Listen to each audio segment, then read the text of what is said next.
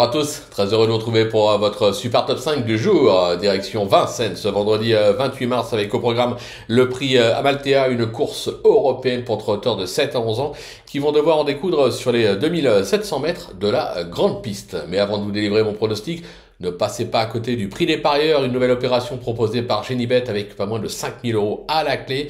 Une opération qui a débuté le vendredi 21 mars et qui se termine le dimanche 30 mars. Comment jouer? D'abord en vous inscrivant sur la page dédiée sur Genibet.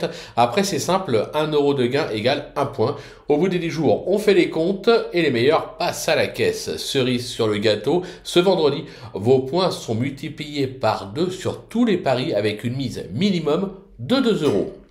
Comme toujours, conditions et règlements sur le site de Genibet. N'hésitez pas également et profitez-en surtout pour vous abonner à notre chaîne en activant toutes les notifications. Pour cela, vous allez cliquer dans la cloche.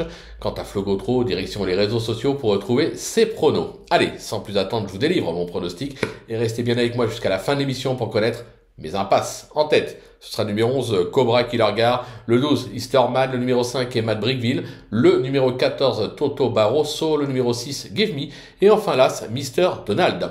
On passe sur l'analyse, c'est parti avec ma pépite, le 11, Cobra Killer Gar. C'est un véritable phénomène au sein de l'effectif d'Eric Bondo qui vient d'enchaîner 8 succès et 2 deuxièmes places à l'occasion de ses 10 dernières sorties. Il est dans ce jardin à Vincennes, quel que soit le parcours, sauf incident, il se présente comme le cheval à battre de la course.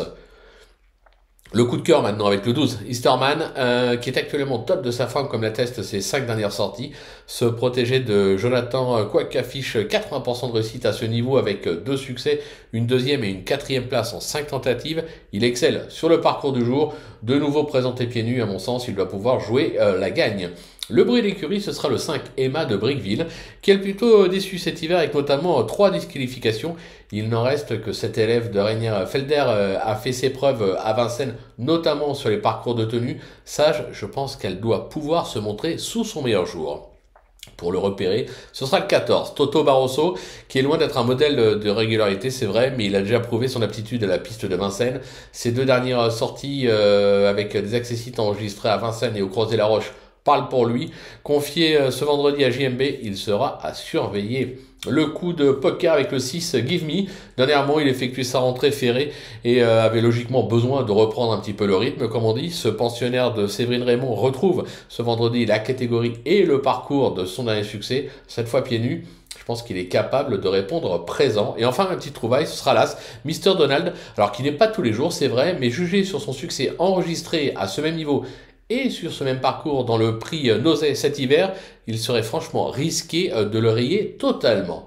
Du côté des impasses, ce sera le numéro 4, Hotline de Carcy, qui n'a franchement pas convaincu ces derniers temps et reste surtout performant sous la selle. Je vais également écarter le numéro 9, Fanfare Honneur, qui vient d'enchaîner pas moins de 11 échecs et me semble bien plus à son affaire sur les tracés de province. Voilà, tout est dit, ou presque. Maintenant, c'est à vous de jouer, sans oublier bien sûr que sur Genibet, on peut jouer en fractionné. Alors bonjour à tous, et avant demain, rendez-vous plutôt demain pour un nouveau super top 5, direction l'hippodrome de Saint-Cloud.